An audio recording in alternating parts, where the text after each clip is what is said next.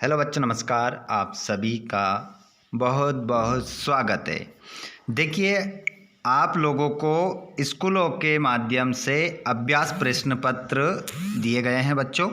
पूरा अभ्यास प्रश्न पत्र देख लीजिए। यहाँ पर आपको कौन सा सेट मिला है? ये रहा सेट आ, परीक्षा पूर्व अभ्यास प्रश्न पत्र 2023-24, कक्षा 11वीं, विषय हिंदी।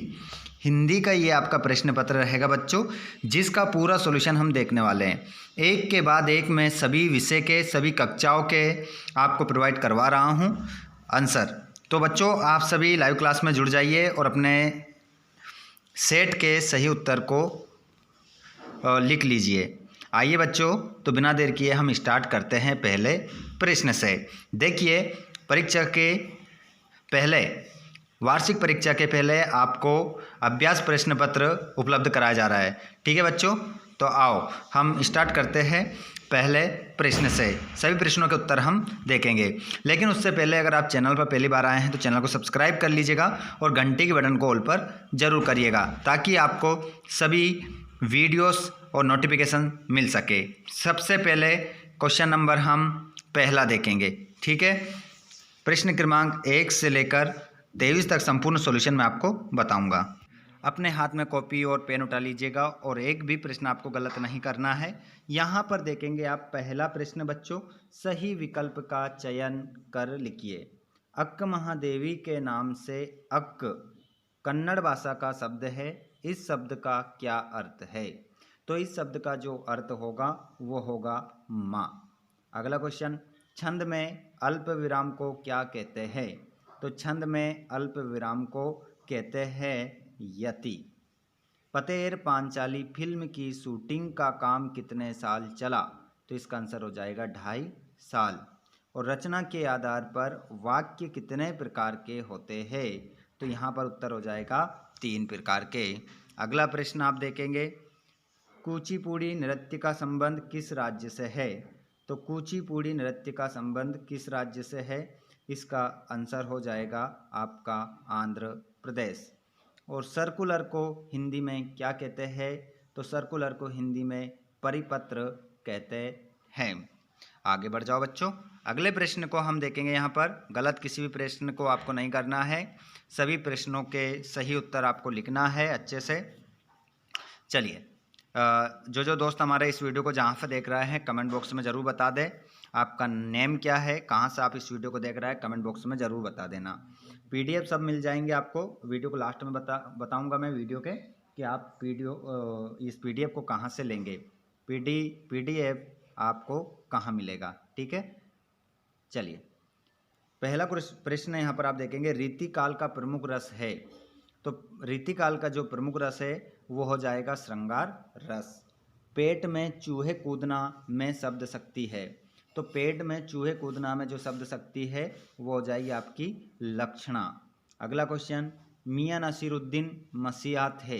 तो मियां नसीरुद्दीन जो मसीहा थे वो थे नान बाइयों के। नान बाइयाँ जो रोटी बनाने वाले होते हैं ना, अनेक प्रकार की, अनेक तरह की, उन लोगों को क्या कहा जाता है? नान बाई कहा जाता है। तो उनके मसीहा माने जाते थे कौन? नसीरुद्दीन। अगला क्वेश्चन है, संस्कृत भाषा में हिंदी में बिना परिवर्तन के आए शब्द।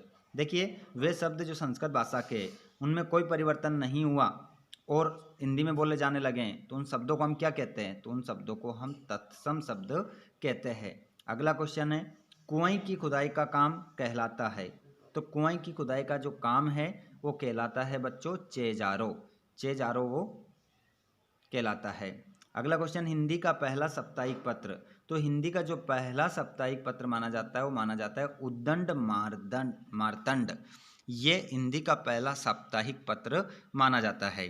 अगला क्वेश्चन है आपका बच्चों, प्रश्न क्रमांक आपका 3 आ चुका है, जो सत्य है यहाँ पर। तो देखिए, यहाँ पर निर्मला पुतुल का जन्म आदिवासी परिवार में हुआ। तो इसके लिए आप क्या लिखोगे? सत्य लिखोगे। ठीक है, ये आंसर क्या हो जाएगा आपका? सत्य हो जाएगा। अगला क्वेश्चन है, छंद में गणों की संख्या 9 होती है। तो ये क्या हो जाएगा आपका? सत्य लिखोगे यहाँ पर। अगला क्वेश्चन, गलता लोहा पाठ के लेखक शेखर जोशी हैं। तो इसका आंसर क्या लिखोगे? सत्य लिखोगे। इसका आंसर आपको सत्य लिखना है। तो बच्चों, अगला प्रश्न देखेंगे, प्रत्यय किसी शब्द या शब्दांश के पहले प्रयोग होता है।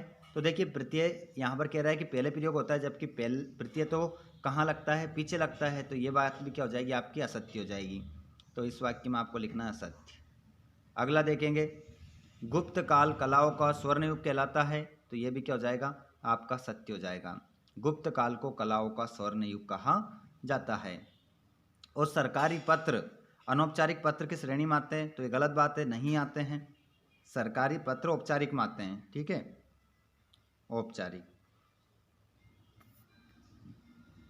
आगे बढ़ते हैं, जोड़ी मिला लीजिए।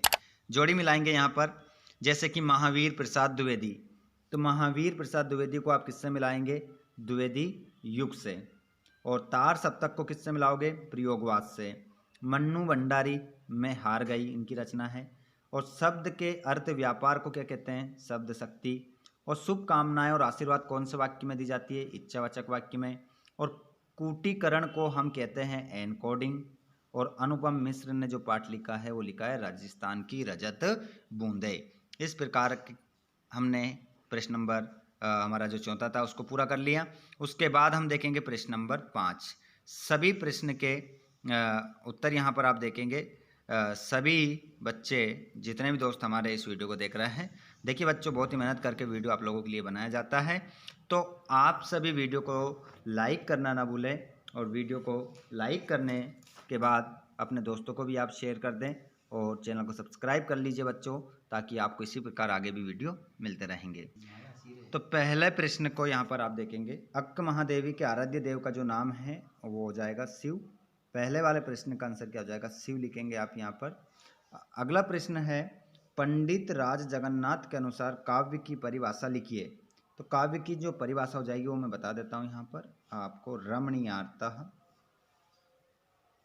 रमणीयार्थ, प्रतिपादकः,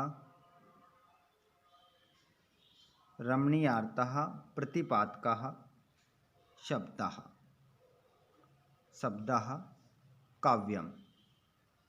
ये परिभाषा है किसकी, पंडित राज जगन्नाथ की। उन्होंने कहा है रमणीय अर्थ का प्रतिपादन करने वाला शब्द ही काव्य कहलाता है। और किसान सामान्यतः भारत माता का क्या अर्थ लेते हैं। प्रश्न नंबर 3 है, इसका उत्तर लिखोगे आप। उनके देश की धरती ही क्या है, भारत माता। लिख लेना, उनके देश की, उनके देश की धरती, उनके देश की धरती ही क्या है, भारत माता है। सामान्यतः किसान ये अर्थ ग्रहण करते हैं। और भारत मित्र के संपादक का नाम क्या है। तो भारत मित्र जो समाचार पत्र है, इसके जो संपादक है उनका नाम है हरमुकुंद। हरमुकुंद उनका क्या है, नाम है, हरमुकुंद। अगला प्रश्न है, तो इसमें जो आपका आंसर हो जाएगा, बाएं हाथ के धनुर्धर को जो कहते हैं वो कहते हैं सव्यसाची। सव्यसाची उसे कहते हैं। और कुमार गंधर्व का वास्तविक जो नाम होगा वो हो जाएगा शिवपुत्र, शिवपुत्र सिद्धराम, सिद्धराम कोमकाली, कोमकाली। ये कुमार गंधर्व का नाम था।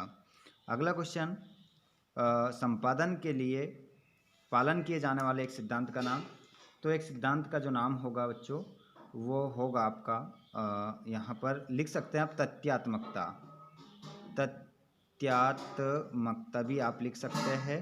और अगर ये नहीं लिखना है तो एक आप लिख सकते हैं निष्पक्षता भी आप लिख सकते हैं। निष्पक्षता, निष्पक्षता भी आपका सही उत्तर हो जाएगा। उसके बाद में यहाँ पर 6 से लेकर 23 तक आपके 2 नंबर के, 3 नंबर के और 4 नंबर के प्रश्न होंगे, जो यहाँ पर आप स्क्रीन पर देखेंगे। इनमें से जो प्रश्न का उत्तर आपको नहीं मिले तो आप कमेंट करके बता देना। इसका पेपर और आंसर हम हमारे टेलीग्राम पर डाल देंगे, जिसकी लिंक डिस्क्रिप्शन में दे रखी है। आप लोगों को वहाँ पर जाइएगा और इन सभी के उत्तर अच्छे से लिखना है आप लोगों को और याद करना है, ठीक है। ये पेपर में आपको यहाँ से बहुत सारे प्रश्न देखने को मिलेंगे। पूरा क्वेश्चन पेपर रहेगा ये आपका। जिसके बाद में आप प्रार्थना पत्र कौन सा पढ़ोगे, देखिए, नगर पालिका अध्यक्ष को नियमित सफाई न होने पर एक शिकायती पत्र लिखना है और निबंध आप यहाँ 23 देख सकते हैं। ठीक है, इनमें से निबंध पढ़ लीजिएगा। आपको निबंध मन से लिखना है, अच्छे से लिख कर आना, राइटिंग अच्छी होना चाहिए, आपको पूरे नंबर मिलेंगे, क्योंकि निबंध में नंबर नहीं कटते हैं। इसके आसपास आपको अपने भाव को अभिव्यक्त करना है। तो ये हो चुका है हमारा पेपर का सॉल्यूशन बच्चों। आप कहाँ से देख रहे हैं इस वीडियो को कमेंट बॉक्स में बताना ना भूलें। चैनल को सब्सक्राइब कर लीजिएगा तो आगे भी वीडियो आपको मिलता रहेगा। धन्यवाद, थैंक्स फॉर वॉचिंग।